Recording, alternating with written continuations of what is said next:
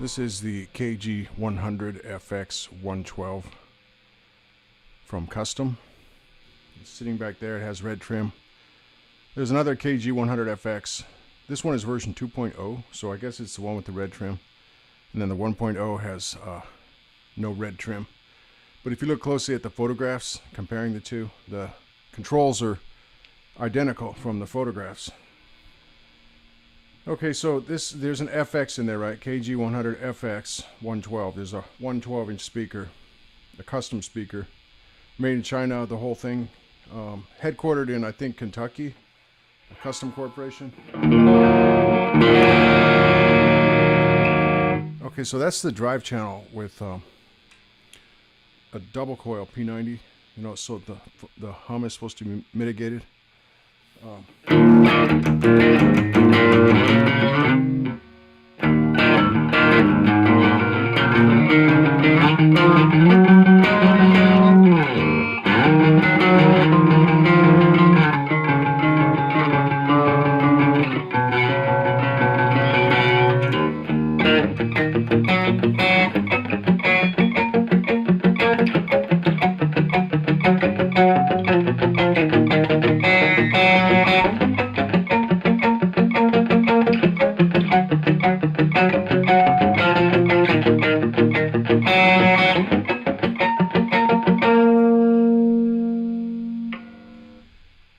So that there is, to be honest, the treble control on the amplifier is completely off. That's the thing I have with solid state. I want to work with solid state because I think it fits my style of music.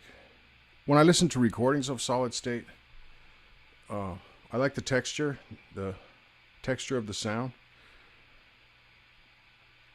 Tubes, I think, honestly, are easier to work with. There's a certain level of compression that's always kind of smoothing out a tube amplifier. You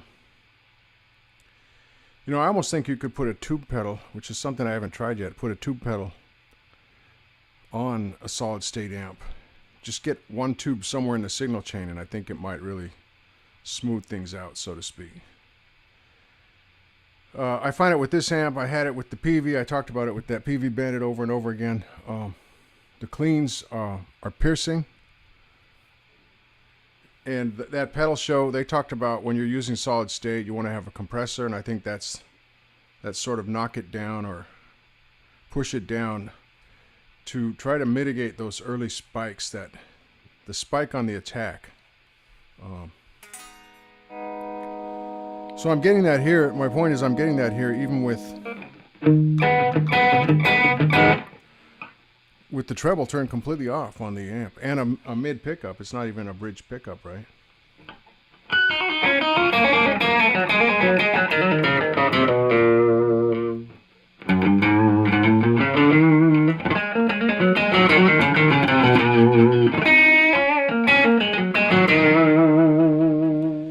But really, there's not a lot that I want to show you about the amp. What I basically want to say is that it's a 100-watt amp, and it was $190, $189.99 or something like that, right? And they also had a 2x10, the same music store. They had a 2x10 version. They looked like, from what I could tell, they were clearing out a bunch of older stock. So I don't know if these are brand new amps. I mean, in the sense that they're like 2018 models. They could be like 2015 or 2016 models that are being cleared out of some warehouse for a music store. Anyway, that was the impression I got, that this was sort of a closeout. So this amp might be hard to find. There is a KGA 100FX112, and it has the I don't know if you can see way over here by my legs, right? I'll move back. That's one of the PH 1012s from Kustom. It has, I don't know if you can see that the grill is a light colored, it's sort of a white gray, whereas you have a black grill on the KGs. The KG being in the middle there, I don't know if you can see that red trim at all, but you can see the black grill, right? Okay, so there's a KGA I've seen around. It's $300. It's like $299.99, $299.95. Well, I wouldn't recommend that because I think it's the same amp. You want to get one of these old KGs, either the 1.0 or the 2.0, for less than $200. You know, that's I was shopping for weeks on eBay. That's what I've been want to do. I was shopping for weeks on eBay because that's what I've been want to do.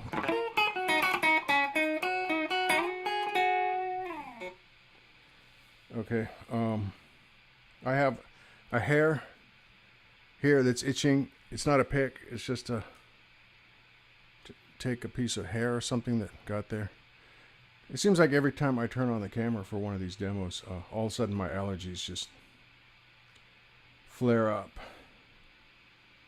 Maybe it's just the thing of talking when I've been sitting there silently or something. Okay, anyway.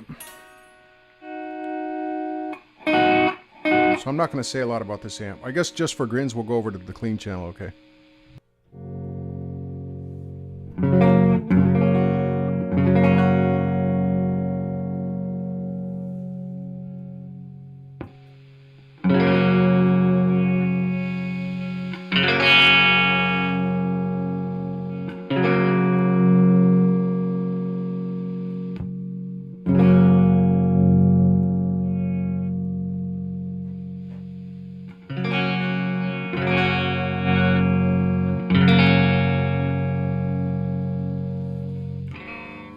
Okay, so I'm making this demo. I thought I knew all about this amp, but I just realized, because I've been playing on the drive channel, just with the drive way down, you know, almost at 0. And what I want to say is that on the clean channel on this amplifier, the tone controls, your bass, mid, and treble, are far more responsive. They're a little bit responsive on the drive channel. And I think the drive channel just kicks the treble up a notch because the clean channel actually is not biting like the drive channel.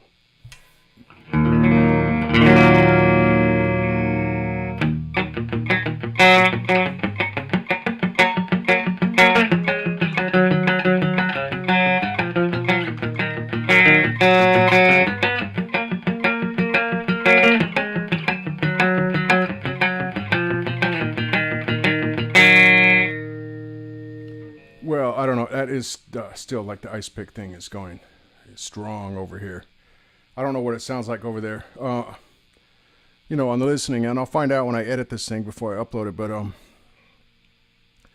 the other day I was making this same video, the demo for this guitar. I thought that this guitar has a better pickup, so I'd redo it with this guitar, and maybe I could be more concise in my words, which seems like a wash at this point. It's still spiking.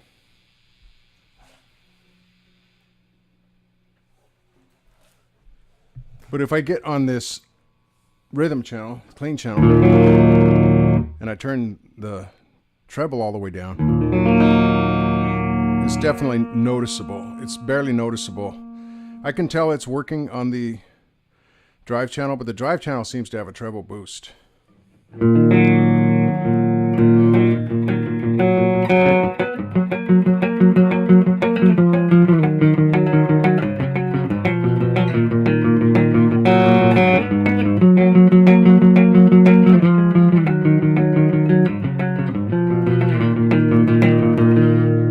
If I turn that treble down here, I almost get this real nice. I mean, there's some spank without that brutal ice pick jabbing.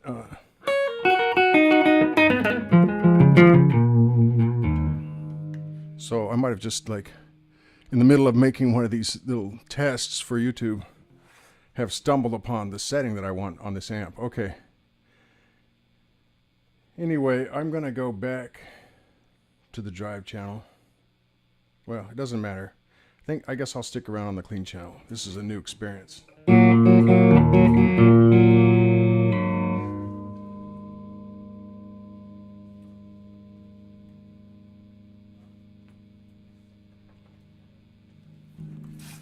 Okay, so you have a delay reverb button on this amp. That's where the FX comes in.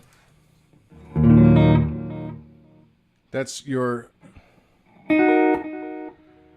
the delay. You can't choose the time, you know, the time separation. So I wouldn't consider that to be a slapback delay, but I wouldn't consider it to be an overly long delay either.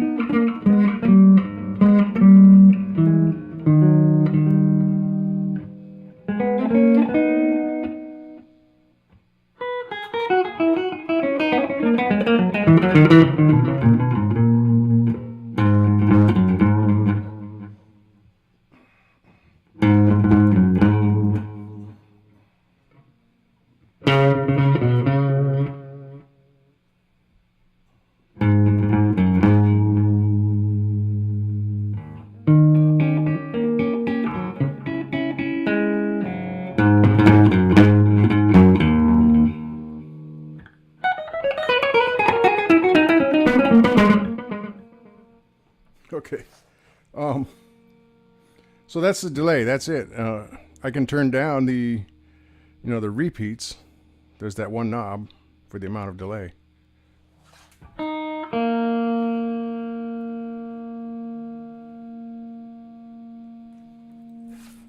So before that was full blast. Now this is half blast, like 12 o'clock, right?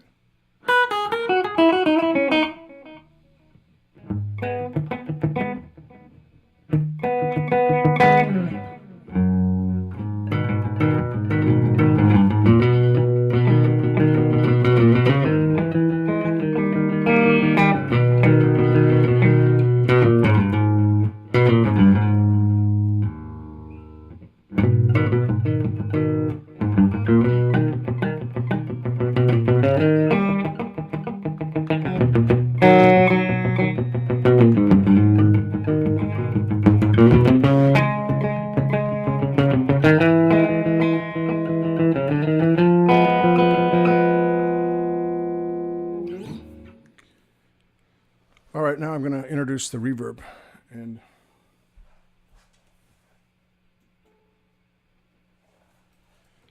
on this amp, you get delay or reverb. You cannot have both. There's a button for delay or reverb. So this is full reverb.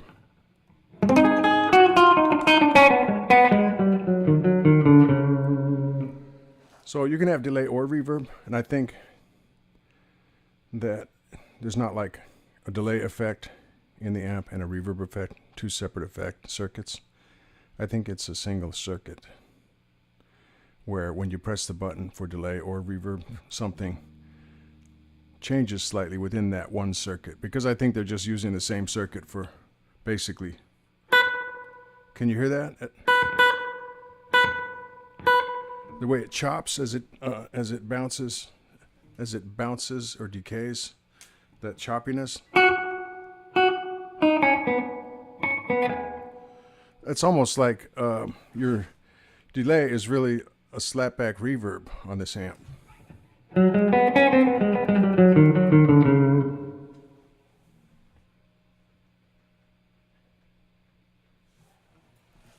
So that was full delay. This is half delay.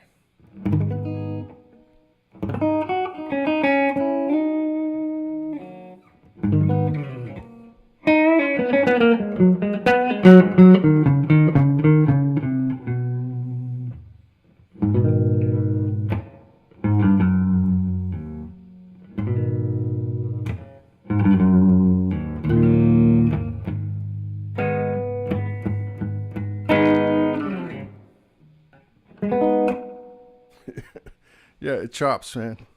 Or woman, it chops. I don't know how else to describe it. It's not like the way you imagine reverb as being sine waves, right? Echoes. And not like a miniature tremolo effect. Where it's like it's cutting, it's like almost like a square wave. I doubt that it is, but it sounds like that.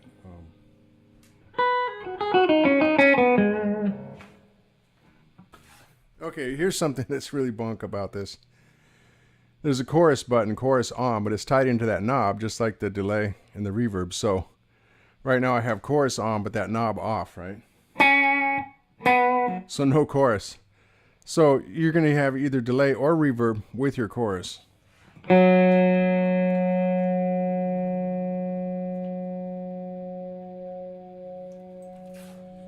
So now I have chorus, but I have delay.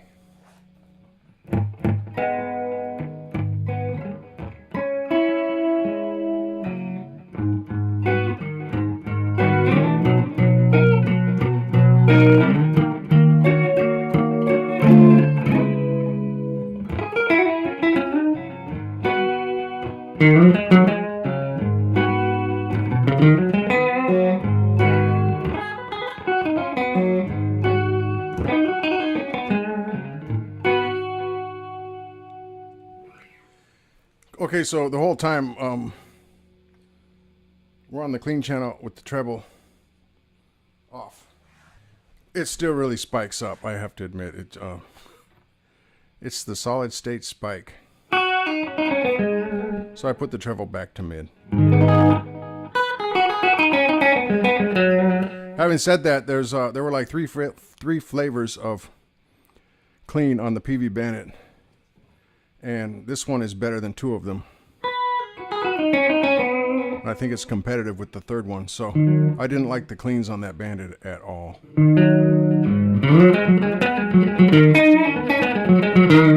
So even though I'm standing here complaining about spikes, they're not as bad as I remember the Bandit. So it's pretty good. When you get to drive channel, I'm just going to go back to drive channel. I turned all the effects off. So real quick, before I talk about the drive channel, you have three buttons. You have a button between drive and clean, right? And it's just this tiny little push button that I don't know how long it would hold up over years and years and years, right? Like a spring-loaded push button. Then you've got your reverb delay push button, and you have your chorus push button on off. So all of those are like these chintzy little buttons. That's part of the reason this amp is $190, I suppose. With a Bandit, you're paying pretty much $399 new, $400. So it's over twice as expensive. But what I really liked about the Bandit were the kind of the industrial strength toggles that they have between the flavors on their clean and their drive channels. They had 3 flavors of each, and then they had a toggle that went between clean and drive. And those toggles were, you know, they made you feel like they were going to last. If you were going to have a career that would last the length of your career, right? So here's what I would do, and then I'll talk about the drive channel. What I would do with this amp is I would lose the effects section. It's I'd rather just use pedals. Also, it has a pedal loop, so some stuff can be put in the pedal loop, which I guess, if I'm guessing right, it sits between the preamp and the main amp. Whereas when you feed everything in the front, it's feeding into the preamp. And apparently some effects, particularly modulation effects, if I'm not mistaken, like delays, choruses, flangers, phasers, they sound better in the loop. Or I could have this totally backwards, but I think you put your dirt in front and then you put your modulation in the loop. But then some modulation pedals aren't going to sound good in the loop.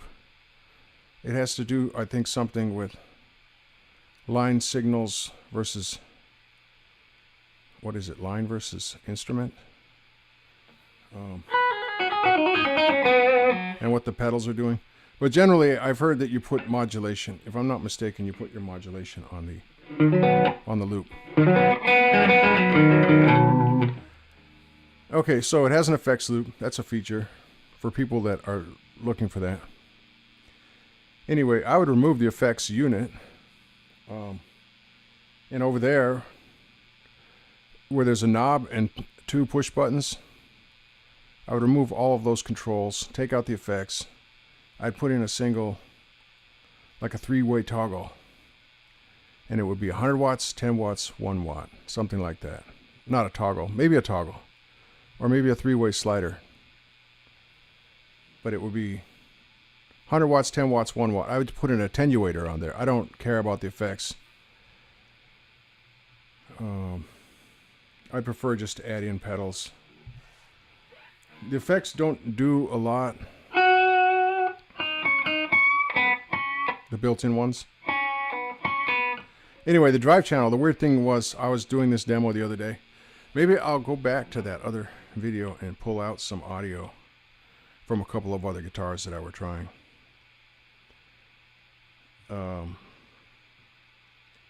The other day I was playing on the drive channel, and I didn't think that it were driven at all, and it didn't matter how high I turned up the drive. I have it right now at about like 8 o'clock, or just really low, you know, like 1 or 2 if you had a control that went 1 to 10.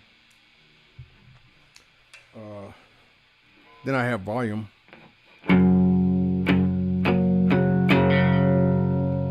I've turned the treble back down completely.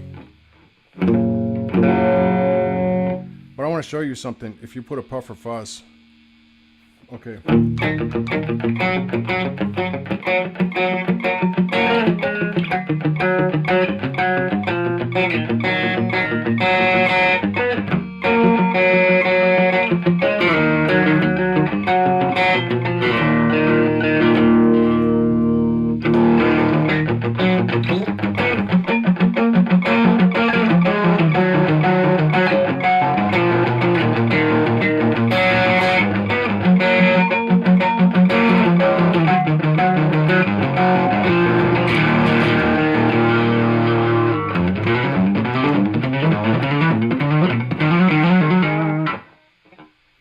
Okay, if you put the puffer fuzz on there, or pretty much any dirt pedal, I think it starts to sound a lot better. As a matter of fact, for my sound,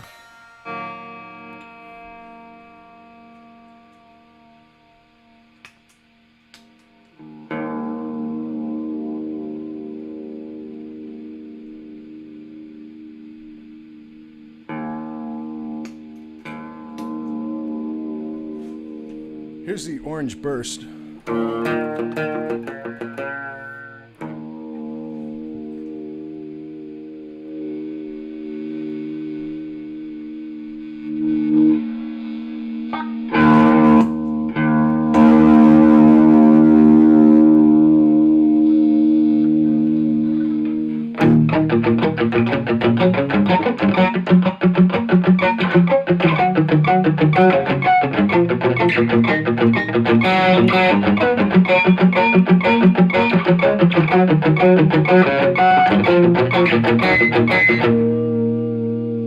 So that just makes it sound really cool.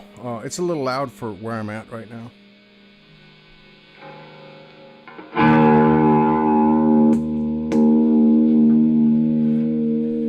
But additionally, there's a vibrato pedal on here.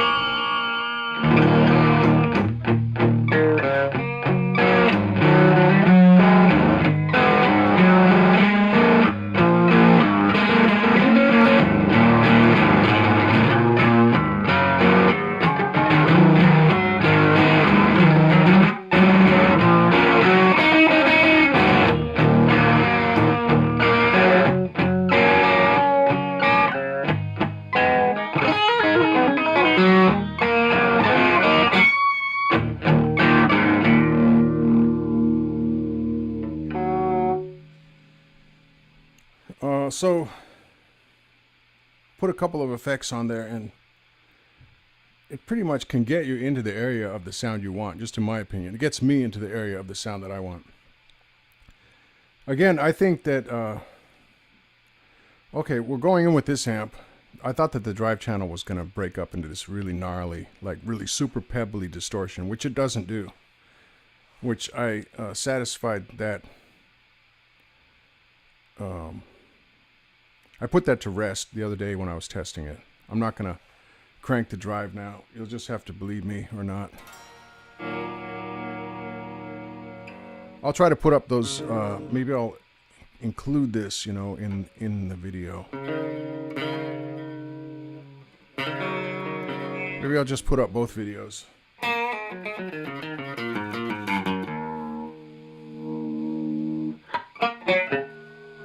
Oh, here's that guitar. It doesn't...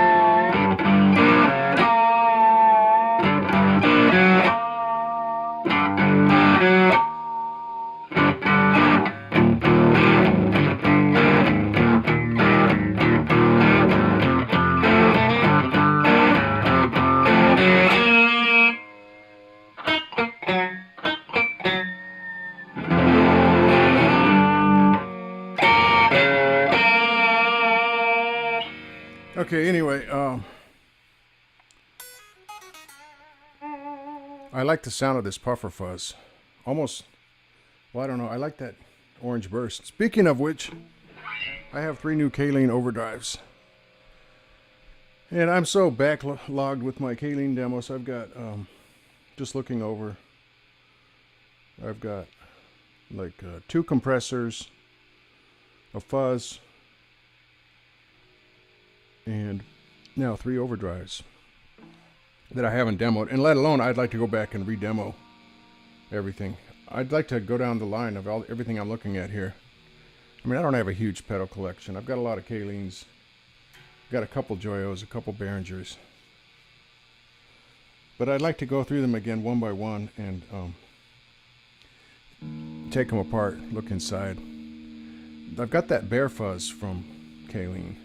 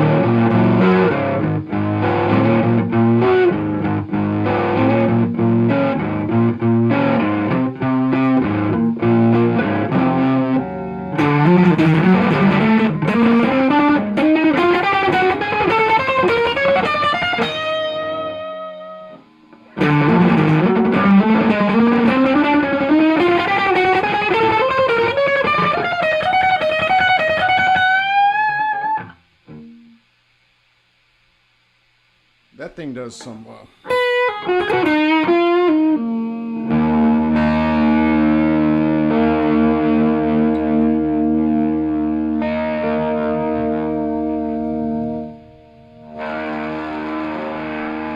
It's a germanium pedal.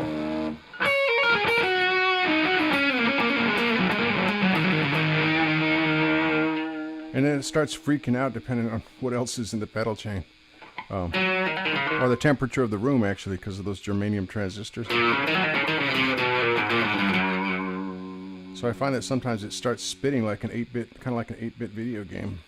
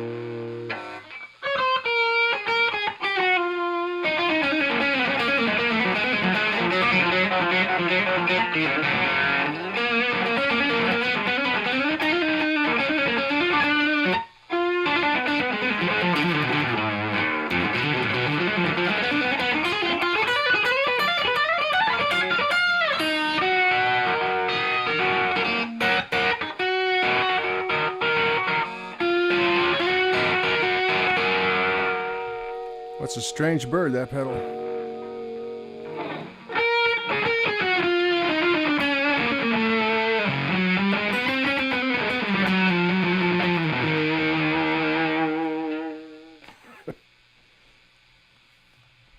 Okay, anyway, I wanted to just talk about the Kustom. I've probably gone way over time.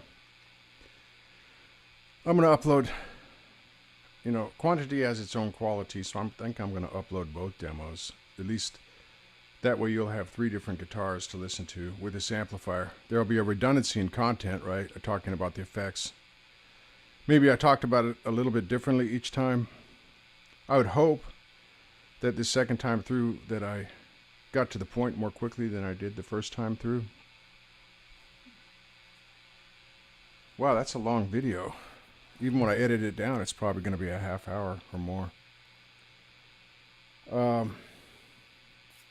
I'm going to reiterate. Maybe I'll put this whole ending here at the beginning of the demo. Okay, the trebles, the sharpness, the solid state sound, the ice pick thing, that sharp attack. Okay, on the drive channel, the tone controls are less responsive. It seems to have a built-in treble boost on the drive channel. It doesn't drive a lot. Although when recorded, when I listen to the recorded sound, which of what I think is a clean sound while I'm playing it, then I go back and listen, and it sounds more driven. So maybe the drive can be deceptive, but it's not going to give, it definitely doesn't have the array of sounds that you get with a PV Bandit. Of course, it costs less than half of what a PV Bandit costs generally, or roughly half. But PV Bandit has 3 flavors of drive, and you just don't get that here. And all of the flavors on the Bandit I think are better, potentially more expressive than this one. Okay, cleans. I actually like the cleans on here. The treble and mid and bass controls become much more responsive on the clean channel. You can actually turn the treble down on the clean channel here and almost get a kind of a mellow tone without the sharp attacks that you find in clean solid states. So I think that this clean is comparable to the best clean on the PV, and it's better than 2 of the other clean flavors. I remember that PV Bandit, there was one clean flavor that I kind of liked, and the other 2 I didn't like at all. So this clean is pretty good. And so one of the main features is that you get a 100-watt amp with a 12-inch speaker for less than $200 at this point in time, which is it's tough to find a better, just like if you're trying to start out and you want to be loud, it's hard to find something better for that price. If you have $400, get a Bandit. Although, yeah, I don't know. I just don't know. It's kind of a wash for me, because you could have 2 of these for the price of a Bandit, if you just wanted to be loud. My guess is that the Bandit is probably louder, even rated 80 watts without the extension cabinet. It goes to 100 watts with the cabinet. That the PV is just generally more robust. I don't know this, though. These Kustoms, I think, have a 5-year warranty, so...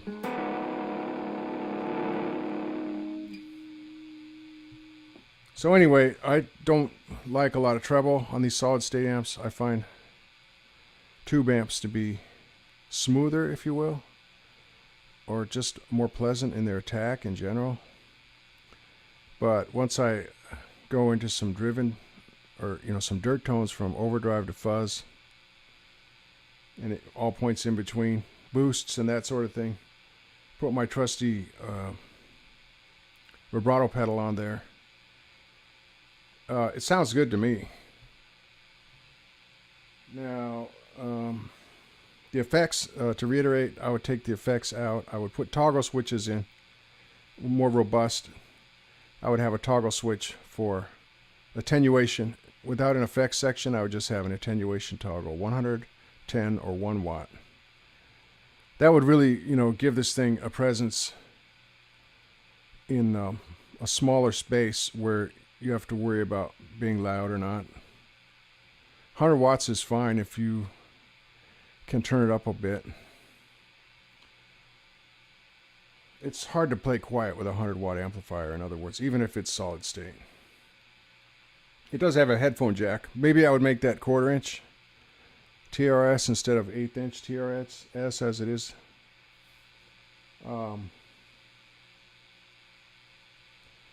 But I'd like to play it with a 1 watt option, like you get on some of these amps, even the Katana, on a Katana.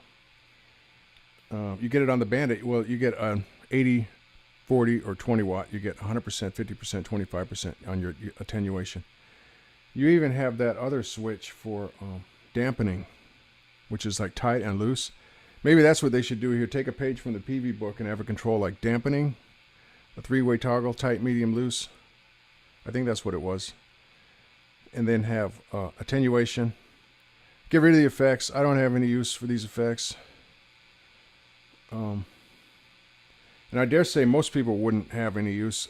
If you could get one of these amps, you could get yourself a delay pedal with a lot more versatility than this built-in delay. You might be paying, though, another, say, $75 with new components. A reverb, well, just forget the reverb.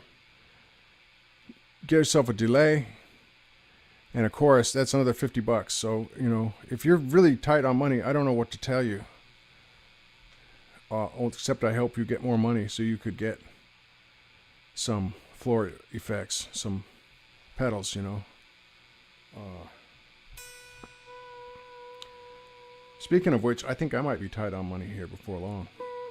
Not like I've been rolling in money anyway, but okay, that's neither here nor there. So I would lose the effects. I think a dampening circuit might be cool on this amp, just as an afterthought. I would have attenuation. I would have bigger toggles instead of little dinky push buttons. I would have toggles. I think I'm happy with this amp. Even if I have not come across that way, I am pretty happy with it. You know, I had the weirdest rationalizations for selling that PV and getting one of these. That's what happens when people get this gas affliction, gear acquisition syndrome. I think that happens to some of us. It definitely happened to me. I was like, well, you know, I see that people in the Philippines and Russia and Thailand are playing custom amps, and so Russia isn't necessarily Asian, but I was like, you know, this is kind of what Asian guitar players play. Well, who cares? I'm not Asian. But that's the weird kind of rationalizations I put myself through to cycle through new pieces of gear. That's just one example of many. And those of you with gas who have, I dare say, bad gas, you'll know exactly what I'm talking about, the kind of weird rationalizations that happen. Anyway, the PV was really good on the drive channel. That you might be hard-pressed to find a better drive channel. This thing here is really good. You know, impressive for the price. It has a good sounding clean channel compared to other solid states. It compares favorably in my view.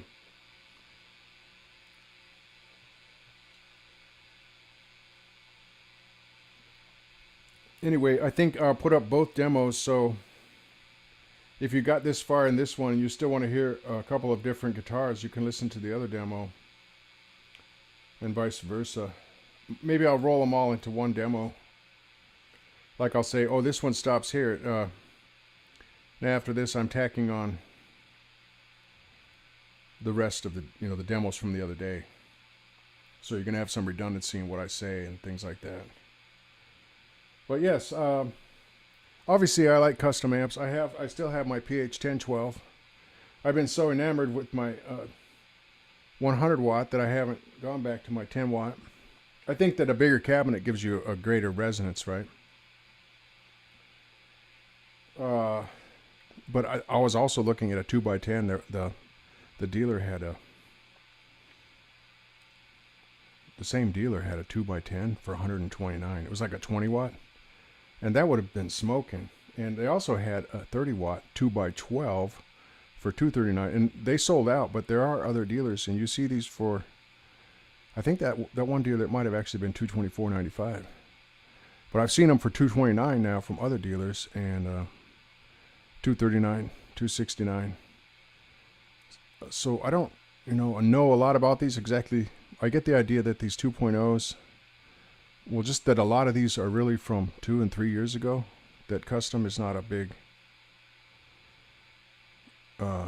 going concern, or else maybe their Defenders are a bigger thing now, that they're concentrating on their tube and their hybrid. They have a hybrid. I think they have a hybrid 100 watt that's got 1 or 2 tubes and the rest solid state. They might be concentrating on some different models. I think Defenders, probably, that's their claim to fame. That's the one that everybody knows about, right? Little 5 watt tube amp.